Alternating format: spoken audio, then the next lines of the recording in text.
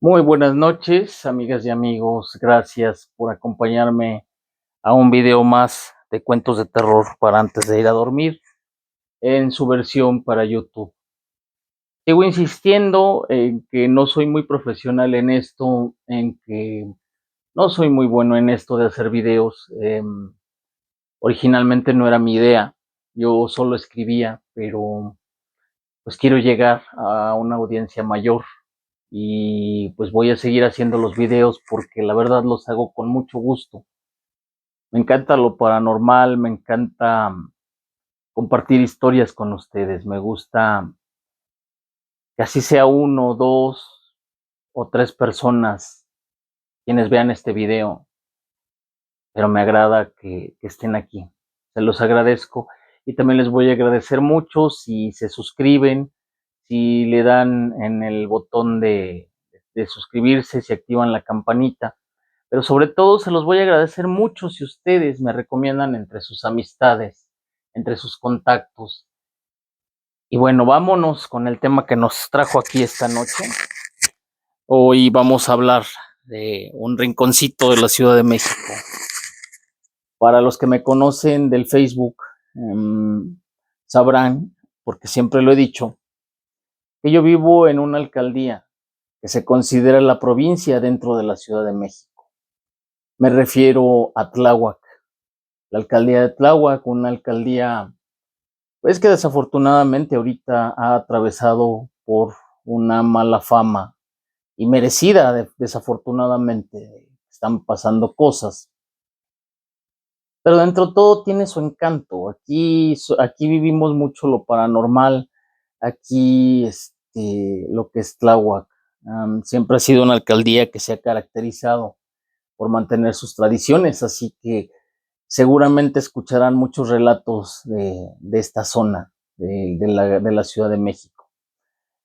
Y hoy les traigo dos relatos. Uno es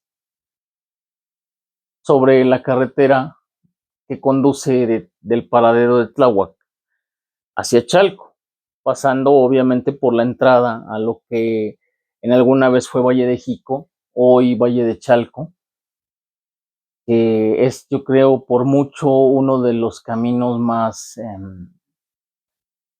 cargado de elementos sobrenaturales, más cargado de energías. ¿Por qué? Bueno, para los que no, para los que ya lo conocen, saben de lo que hablo. Los que no lo conocen, voy a hacer una breve descripción.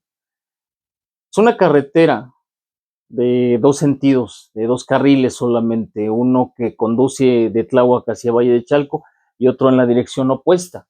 Los coches pasan a nada uno de otro cuando se topan de frente.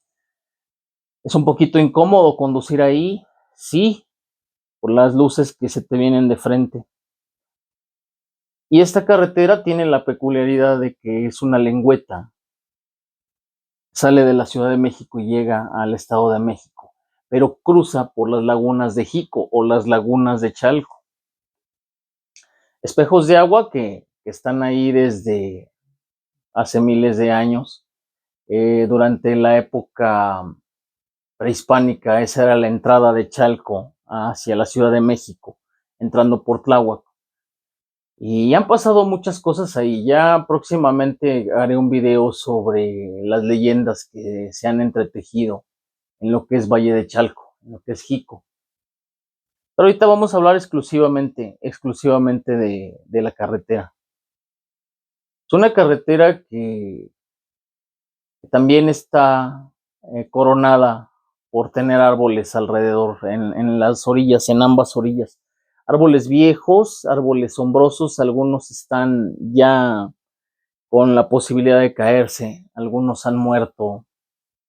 Pero hablando de muerte, pues ahora que me doy cuenta, a cierta hora de la noche, todo parece estar muerto en ese tramo. Y claro, hace poco fue noticia porque encontraron varios cuerpos en la entrada de esa carretera, pasando un poquito lo que es el Hospital Materno Infantil de Tláhuac. Y recientemente, hace un par de días, desafortunadamente nos despertamos con la noticia de que encontraron el cuerpo de una jovencita que tras ser brutalmente privada de la vida, fue arrojada en ese tramo de carretera. Pero no es la primera vez que pasa. Yo supongo que si algún día se secara el lago, encontraríamos todas las sorpresas, todos los seres humanos que perdieron la vida en ese lugar. O que fueron simplemente dispuestos ahí sus cuerpos. Y eso hace que el lugar esté lleno de tantas energías. Esto lo vivió un amigo, que, bueno, él le gusta mucho estar viajando desde Tláhuac hacia Valle de Chalco, por una cuestión de que ahí se puede, hay muchos comercios de entrada, pero también se puede convivir de alguna manera en algunos de los bares que están ahí. De alguna manera no son bares elitistas, son más bien del tinte económico. Y pues realmente puede uno pasar un rato de diversión ahí, en ese lugar.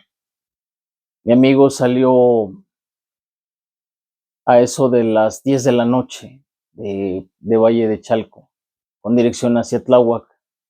Comenzó a circular por la carretera oscura de las lagunas, de la carretera Tláhuac-Chalco. Él venía en su coche, un poco mareado, no ebrio, no tanto como para pensar que no podría manejar o que la mente le fuera a hacer algunas bromas.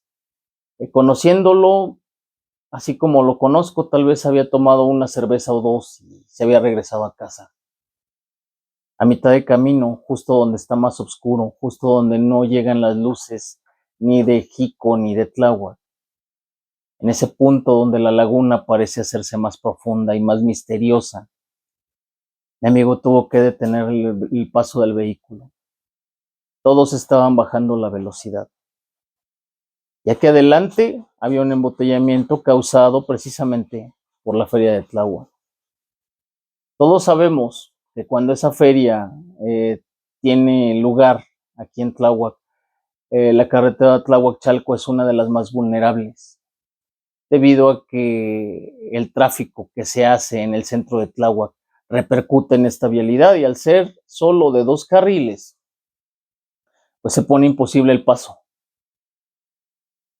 Y es normal que haya una fila de tráfico de 1,5 o 2 kilómetros y diríamos que avanza a vuelta de rueda, pero no, a veces ni siquiera avanza.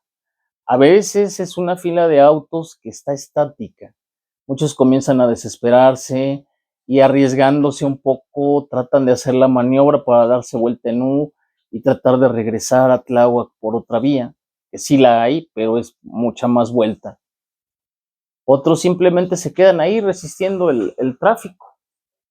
Y este fue el caso de mi amigo. Él decía, no voy a ser imprudente, no voy a procurar darme vuelta en U, me vaya a fallar el cálculo y como no hay una valla que contenga los vehículos en ese punto, es muy fácil que cualquier vehículo termine en el fondo de la laguna debido a una mala maniobra. Ha pasado y seguirá pasando. Entonces él decidió resistir. Fueron pasando los minutos, se convirtieron en horas. Él ya se sentía un poquito pesado, un poquito somnoliento. Vio cómo de repente los vehículos de adelante de él estaban apagando los motores. Algunos conductores se bajaban de sus coches para ver qué estaba pasando adelante, para ver si era posible avanzar, pero no pasaba nada. Todo seguía detenido. De repente mi amigo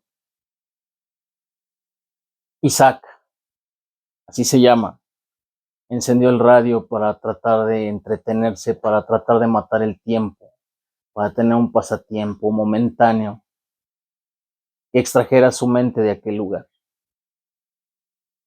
Resultó que cuando encendió el radio lo único que escuchó fue una interferencia, no en una estación, en todas las que sintonizaba, en todas las que él trataba de poner en su tocadisco, en su estéreo de su auto, perdón. En todas había una interferencia bastante extraña. Él se imaginó que por estar en medio de una laguna, por estar aislado un poco del resto de la ciudad, por estar en esa zona tan oscura y tan siniestra. Tal vez pensó que a eso se debía que no llegara la señal. El problema es que también cuando quiso llamarle a su esposa para avisarle que llegaría tarde a consecuencia de la feria, su celular tampoco tenía señal. Trató de ver las redes sociales y pasó lo mismo, le decía que no había conexión a internet. Así que de repente se quedó aislado a pesar de estar entre otros conductores. Pero para ese momento él era como si él estuviera solitario. Y entonces comenzó una llovizna. No era una lluvia fuerte, no era una lluvia de esas que suelen presentarse en las noches donde va a pasar algo feo. No, era una llovizna ligera, algo tupida, pero ligerita, gotas pequeñas. Pero eso bastó para que la neblina se hiciera presente en aquel sitio. Eso bastó para que de inmediato la temperatura de la laguna cambiara brutalmente y comenzara a formarse algo que parecía un vapor exhalado de las aguas profundas, de las aguas oscuras de aquella laguna. De repente sucedió. Muchos de los conductores empezaron a apagar las luces de su coche para no consumir batería de más. Y la zona se quedó más oscura que nunca. Él no tenía temor a fenómenos paranormales. De hecho, él siempre ha sostenido que hay que cuidarse más de los vivos que de los muertos. Pero hay algo que nunca debes hacer. Y eso que nunca debes hacer es desafiar a los muertos, llamarlos, pedirles que se presenten. Y esto fue lo que hizo Isaac. Al apagar las luces de su coche, dijo: déjate venir, quiero verte, quiero ver si te atreves a venir. Esto refiriéndose a un eventual fantasma, a un eventual ánima, a un espíritu que anduviera ahí, de esos tantos y tantos que están atrapados en la laguna. Durante un rato no pasó nada, pero a medida de que transcurrieron otros 40 minutos, de repente él volteó hacia la laguna, hacia su lado derecho, y una mujer venía caminando hacia su carro, caminando por la orilla donde se le permitían circular los carros que ahora ya estaban prácticamente estacionados. De repente mi amigo vio una mujer delgada, muy, muy alta, ataviada con un vestido blanco. Él se imaginó que tal vez era una de las personas que, al no encontrar transporte público, ya venían caminando por la vía, pero no era nada de eso. Mi amigo encendió las luces y cuando las encendió, solo lo hizo para darse cuenta que aquella mujer no venía caminando, venía flotando, no tenía pies, y a pesar de que encendió las potentes luces de su coche, tampoco logró ver un rostro definido. Era como si la sombra se resistiera a dejar pasar cualquier tipo de visibilidad del rostro de esta mujer. Lo único que dijo mi amigo es que esta mujer tenía el cabello largo, que se movía con el compás del viento, que a pesar de que la lluvia lo estaba mojando, parecía no asentarse. Llegó un momento que se acercó tanto a su coche que él alcanzó a ver unas facciones en ella. Era la muerte que se había hecho presente, la muerte que ahora estaba parada justo frente a él, sin que él pudiera moverse de ahí. Y reconoció que era la muerte, porque evidentemente venía con un reloj de arena en la mano izquierda y su guadaña en la mano derecha. De un momento a otro mi amigo entró en pánico. Miró a los otros conductores a ver si ellos estaban viendo algo, pero parecía que nadie más podía verla. Y así como llegó, simplemente desapareció. Tal vez no venía por él. Tal vez fue por algún otro desafortunado que tuvo la mala suerte de encontrarse con ella. en la laguna de Jico. Pero esta no es la única visión. A veces se aparecen fantasmas, a veces se aparece un señor caminando que viste a la usanza de la época de la Revolución. Está cargando un bulto. Se dice que fue una persona que no alcanzó a llegar al mercado a donde iba a vender sus productos. Y así hay cientos y cientos de leyendas sobre ese lugar. Debemos recordar que siempre ha estado caracterizado por una cantidad de muertes que han sucedido ahí. Incluso en 1987 un autobús de pasajeros cayó a una de las lagunas, donde murieron varias personas a pesar de que ni siquiera estaba hondo. Pero se dice que la muerte estaba ahí, estaba abajo, estaba escondida entre las aguas, y ella fue la que los jaló hacia el seno de la tierra, hacia el seno del lago. Ella hizo que las aguas de la laguna los devoraran. Y ahora vámonos a otro eje vial, a otra carretera, que también está aquí en nuestra bella Tláhuac, en nuestra alcaldía. Esta carretera es quizás una de las más mortíferas de la Ciudad de México, me atrevo a pensar que así es. Y los que viven en Tláhuac que están viendo este video seguramente ya saben de qué trata. Ya sabrán que me refiero al famoso tramo de las Marraneras, conocido oficialmente ante el gobierno de la Ciudad de México como el Eje 10 Sur Santa Catarina.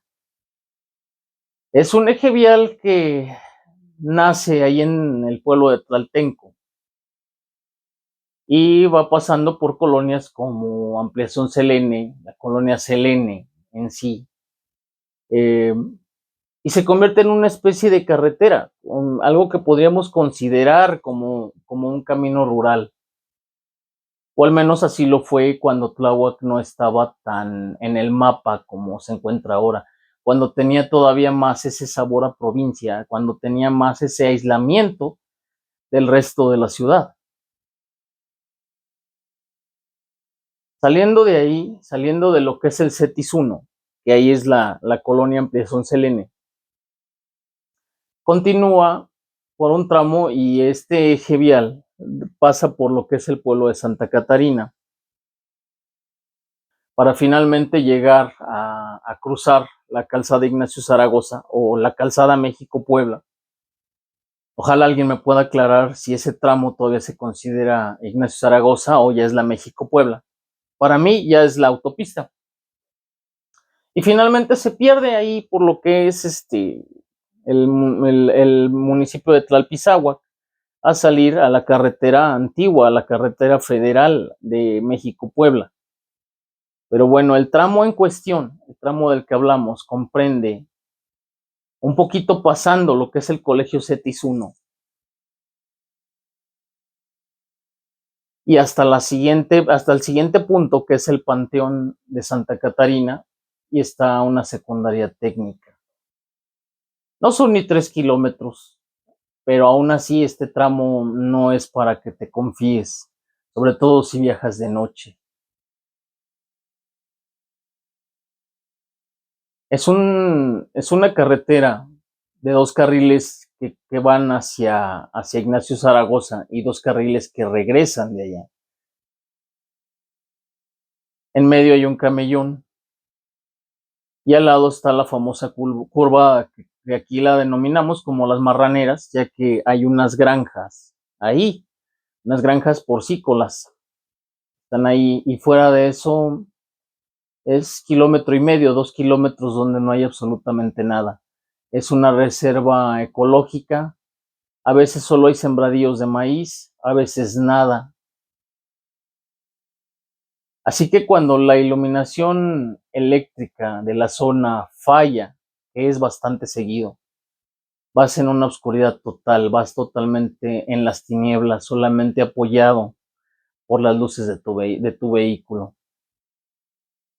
Y la cantidad de accidentes que ha habido ahí en ese tramo que aparentemente es tan inocente, que no estamos hablando de una carretera que tenga muchas curvas, solo tiene esa y te puedes anticipar muchísimo antes de tomarla, así que salirse en esa curva implicaría que de verdad fuiste muy negligente al conducir. Y sigue la recta medirá 2 o 3 kilómetros hasta la secundaria. Y el tramo simplemente se ve inocente. No es como para ver tanta sangre, no es como para ver tantos accidentes. Sin embargo, los ha habido. Es un tramo que a lo largo de los últimos 20 o 25 años, al menos yo que he vivido todos esos años en Tláhuac, me ha tocado ver un promedio de 12 a 14 accidentes, todos letales. Motociclistas que han salido disparados e incluso su motocicleta terminó arriba de un árbol y ellos terminaron lo que es literalmente esparcidos en los dos carriles y en el carril opuesto también. Coches del ejército que se han volteado ahí sin explicación alguna. Un camión de gas que en algún momento regó incluso los tanques y los ayudantes que venían en la parte de arriba quedaron esparcidos a las orillas de la carretera. Algunos muertos, algunos quejándose de dolor inmenso. En otras ocasiones, allí le han dado alcance a personas, las han acribillado por el crimen organizado, porque no es muy común que haya robos en este punto. La velocidad es alta, no es como para que alguien pueda detener un carro ahí en ese lugar. Creo que el accidente más célebre que ha habido ahí fue en aquella ocasión que unos adolescentes, unos jovencitos de 12 a 14 años en promedio, sacaron un vehículo de su papá. Uno de ellos sacó el vehículo de su papá e invitó a dar la vuelta a sus amiguitos y pasó en ese tramo que de por sí es traicionero a más de 120 kilómetros por hora y sucedió lo inevitable. El niño perdió el control, se volcó, el vehículo dio varios giros antes de quedar sobre sus ruedas, todos sus amiguitos se mataron. Él fue a dar a la cárcel, al Ministerio Público, sin embargo salió bajo tutela de los padres. Pero ese no es el único accidente, ese solo es el más célebre. Pero haya pasado de todo, accidentes muy extraños, accidentes que no deberían ocurrir. Sin embargo, ha habido personas que han sobrevivido a semejantes choques, que han sobrevivido a esos percances. Conductores que argumentan que algo les movió el volante, o que alguien estaba ahí y se sentó en el asiento delantero, o en el asiento trasero. Tal es el caso de una persona que conducía un microbús. Y bueno, muchos me dirán, los microbuseros sí son un poquito imprudentes. Sí, sí lo son. Desafortunadamente, tenemos una mala imagen de su manera de conducir.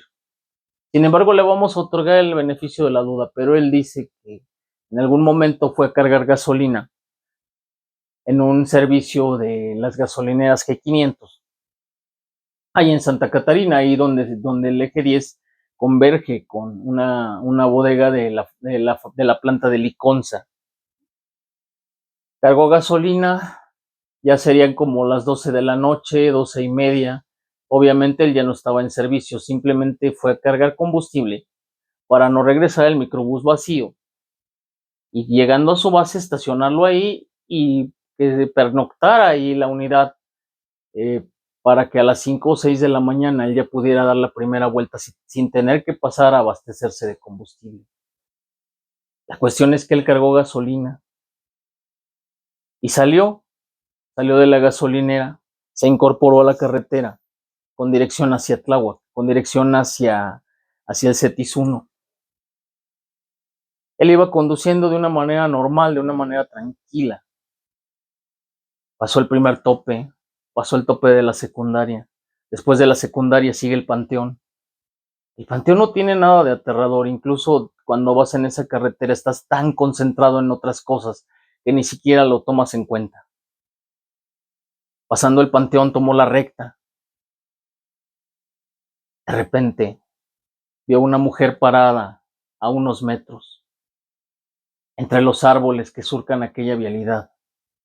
La vio ahí, también vestida de blanco, con una especie de traje de novia. Esta mujer le hizo la parada, sin embargo, él, sabiendo acerca de las leyendas que se tejen día a día en ese lugar, decidió no detener su marcha, decidió seguir avanzando, incluso aceleró un poco más con la intención de dejarla atrás. Y entonces sintió una especie de golpe en la parte trasera del microbús. Él pensó que había agarrado una especie de tabla o algo que alguien había dejado ahí en la carretera, pero no. Cuando volteó por el espejo en el asiento de atrás, el último asiento del microbús, aquella mujer ya iba sentada, mirándolo fijamente, con los ojos más fulgurantes, con la mirada más oscura, siniestra y penetrante que él haya visto. Y es todo lo que recuerda. De repente sintió que alguien le jalaba el volante. El microbús perdió el control, se salió de la carretera y terminó en un pequeño barranquito que no tiene más allá de 1,5 metros, pero que ha cobrado muchas vidas. Cuando los paramédicos llegaron y él estaba en la camilla, vio cómo la silueta de esta mujer avanzaba entre los campos de maíz para perderse entre el monte. Y también hay muchas historias más acerca de este tramo de la carretera, y déjame tu comentario si quieres que narre algunos otros de esta carretera, pero voy a contar la leyenda que se tiene acerca de ese camino. De hecho, hay dos leyendas que la verdad no son muy claras. Bueno, una de ellas sí. La primera leyenda nos va a remontar a finales de los años 800 y es la leyenda de la novia de Tláhuac. Era una mujer que estaba a punto de casarse, lo iba a hacer en la iglesia de Santa Catarina, cuando ese pueblo de Santa Catarina, Yecahuizotl, aún pertenecía a la alcaldía de Tláhuac. Sin embargo, pues ella ya tenía todos los preparativos, ella ya tenía lista la iglesia, la recepción, la boda, una boda de pueblo. Se imaginarán qué tan grande es, se imaginarán que las personas de aquellos tiempos buscaban un estatus y una reputación al organizar una boda, ¿no? Y este era un motivo grande de orgullo, era una familia importante de ahí de Santa Catarina. Y de repente el novio no llegó. De repente alguien llegó con la noticia de que el novio se había dado la fuga, de que el novio no iba a llegar porque estaba haciendo maletas y estaba embarcándose en una carreta rumbo a la Ciudad de México, rumbo a Azcapotzalco, con otra mujer que no era Dorita. Dorita así se llamaba, la novia de Tláhuac. ¿Qué pasó? Ella salió corriendo de ahí. Salió corriendo y se atravesó en lo que era el camino rural, que no existía la carretera todavía, era un camino rural, era un camino de terracería, pero era la entrada obligada. Si venías de Texmelucan, si venías de incluso de algunas regiones de Chalco. Y sucedió que al tratar de buscar a su prometido,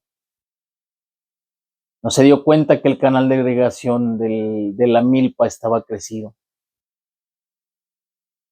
y cayó adentro, donde se ahogó. Tuvo una trágica muerte. Pero se fue con mucho dolor, se fue con mucho coraje, se fue con mucho sufrimiento. Así que era obvio que su alma no descansaría.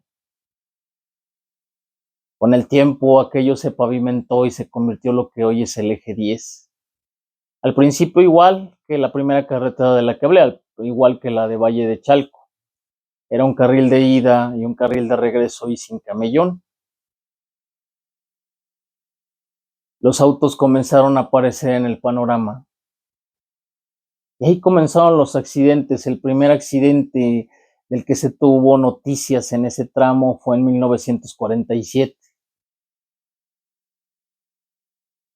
Y el conductor de aquel vehículo sobrevivió, ya que en aquel entonces los automóviles eran una cosa enorme prácticamente. Eran un tanque de guerra con ruedas. Y dijo lo que se escucharía por primera vez y se ha escuchado hasta el día de hoy: alguien me movió el volante. La otra leyenda está un poquito más estructurada. La otra leyenda habla de que en los años 60 había mm, cierta preferencia por personas de cierto partido. Muchos sabrán de lo que hablo, la verdad no quiero meterme en política, no en esta página. La cuestión es que en aquel entonces y aquel gobierno contrataba al que fuera para lo que fuera, de tal manera que en la Secretaría de Salud había en lugar de haber un doctor, había un licenciado en economía. Claro que no dudo que haya tenido la capacidad, pero pues hubiera sido mejor que zapatero a tus zapatos, como decimos en México, ¿no? Que un doctor dirigiera las cuestiones de salud. Y en este caso, cuando quisieron ampliar el eje, hacerlo de 4 carriles, es decir, 2 de ida y 2 de regreso, con el camellón al centro, pues decidieron que iban a contratar a un chico que ni siquiera había terminado la carrera de ingeniería civil, que no tenía ni la más mínima idea de lo que estaba haciendo, de que ni siquiera era sobresaliente en su clase. Es más, que ni siquiera tenía idea de lo que era un eje vial moderno. Pero ahí lo contrataron porque su padre tenía influencias en el gobierno, tenía la posibilidad de hacer que le otorgaran cualquier obra en cualquier lugar a su hijo. Y así pasó por medio de la corrupción. Contrataron a este joven que no sabía absolutamente nada de nada. Y le dijeron, bueno, esta es una tarea fácil. En ese tiempo no se practicaban tantos estudios de mecánica de suelos como ahora. Y a este chavo se le hizo fácil aventar pavimento, ¿no? En la carretera. ¿Y qué pasó? Que empezaron a presentarse los problemas. Un día había un hundimiento acá, o cuando ya habían trazado la curva, resulta que de la parte del peralte se hundía hacia el otro lado, que de repente llegaba una tormenta de repente y de la nada, y ni siquiera era época de lluvias, pero una tormenta acababa con lo poco que llevaban. El camellón era una pesadilla porque resultó que encontraron rocas que no se podían perforar fácilmente para encontrar la veta de donde iba a circular el camellón. De repente el pavimento no se adhería, es como si el camino aquel se negara a ser pavimentado, es como si aquel camino estuviera, como si la tierra lo odiara y dijera: aquí no vas a construir absolutamente nada, porque esta es tierra sagrada. Y tal vez lo era. En México el maíz es algo sagrado. También hablaré de eso en otro video. La cuestión es que ya llevaba un retraso el muchacho, no importaba mucho para aquellos tiempos, pero sí, ya el retraso era demasiado, era tanto que empezó a importar ahí arriba, ahí donde se tomaban las decisiones, ahí donde se otorgaban los contratos. Ya era necesario que entregara ese tramo de carretera. Entonces, ¿qué pasó? Que un día desesperado, este niño, este joven, ya no supo qué hacer. Ya había agotado todo lo poco que sabía y hasta un poco más. Ya se había pasado del presupuesto, ya estaba peligrando toda su carrera, digamos, por decirlo así. Entonces a él se le ocurrió que era buena idea en una noche llamar al diablo, ofrecerle algo a cambio de que lo dejara terminar la carretera. Y obviamente aquel ser, el señor de la oscuridad, el señor de las tinieblas, no iba a desperdiciar ese momento, no iba a desperdiciar tan buena oferta, sobre todo si le ofrecían un alma fresca para comer, sobre todo si alguien se ofrecía para ser conducido al infierno. ¿Y qué pasó? Que se hizo presente ante el supuesto ingeniero, ante el joven que no podía terminar su carretera. Era como nos lo han descrito, Un señor muy elegante, vestido de traje, en medio de las máquinas de construcción, en medio de la tierra, con unos zapatos tan pulcros que a pesar de que estaba caminando en terracería no se le pegaba ni el lodo ni el polvo. En su mano empuñaba un bastón cuya empuñadura terminaba en una especie de cráneo. Era alto, muy alto. La risa burlona, la mirada sombría, los ojos negros y el olor a azufre se hizo presente en aquel lugar. Le preguntó: ¿qué quieres? Y el ingeniero contestó: mira, ¿sabes qué? Solo quiero terminar esta obra o voy a tener muchísimos problemas. El diablo miró en las dos direcciones y le dijo que estaba en un problema más grande de lo que creía, pero que él podía ayudarlo. Dijo: oye, ¿me vas a ayudar y qué vas a pedir a cambio? 400 almas. ¿Cómo que 400 almas? Sí, 400 almas, pero tú no te preocupes. Ni siquiera va a ser tu alma. Nada más quiero que me permitas gobernar en esta carretera. Nada más quiero que entiendas que esta carretera no va a ser tuya. Esta carretera no va a ser de los que conduzcan aquí. Esta carretera va a ser mía. Y en esta carretera yo me voy a cobrar las almas que tú no puedas darme ahorita. Ahorita si tú cierras el pacto conmigo, me voy a llevar las almas de algunos de tus ayudantes, de algunos de tus trabajadores. ¿Habrá accidentes? Sí, sí, porque tienen que morir para llevarme sus almas al infierno. Pero tú vas a acabar en tiempo y forma. Y de aquí tu vida va a mejorar porque te van a dar más obras.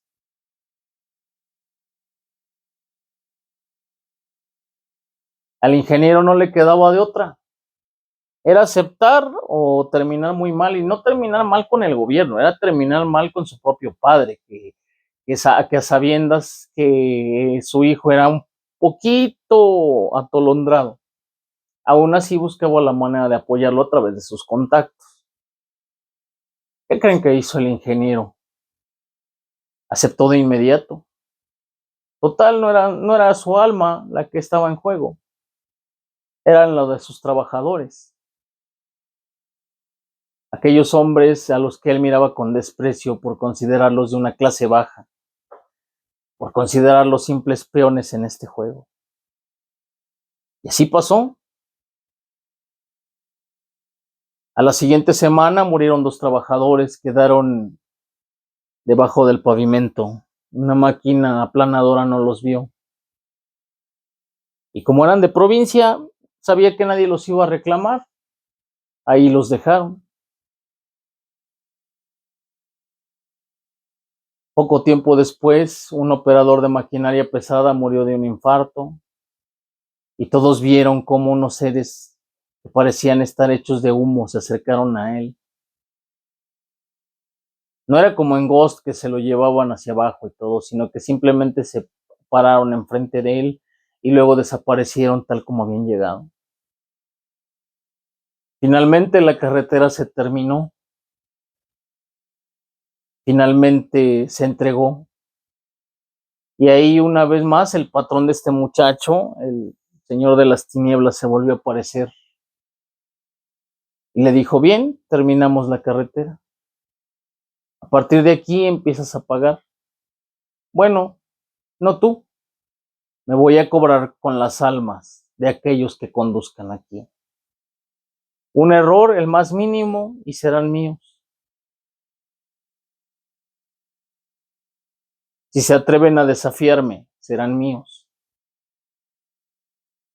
Y en pocas palabras, cuando a mí me dé la gana, serán míos. Y así pasó. Desde que se inauguró esa carretera a finales de los 60 hasta la fecha, accidente tras accidente, por lo menos van unos 30 o 40 muertos en esa zona. Aún así, todavía estamos muy lejos del número que aquel ser de oscuridad fijó para llevarse al infierno. Y bueno, amigos, hasta aquí llega este relato. Espero que les haya gustado. Denme sus opiniones, denme sus sugerencias, pero sobre todo, gracias por permitirme llegar hasta sus pantallas. Saludos especiales, Shelly Ara, Rosa Espinosa, doctora Idalia Rodríguez. Gracias, por cierto, recomiendo mucho para los que vivan en Tláhuac, es una excelente nutrióloga que no te mata de hambre y que te hace bajar de peso como debe de ser, con responsabilidad, con seguridad para tu organismo. Y bueno, por mi parte esta noche ha sido todo. Gracias por estar aquí. Y se despide de ustedes su amigo y servidor Sheriff Christoph, deseándoles que tengan una maravillosa noche, pero muy llena de terror. Buenas noches. Hasta la próxima.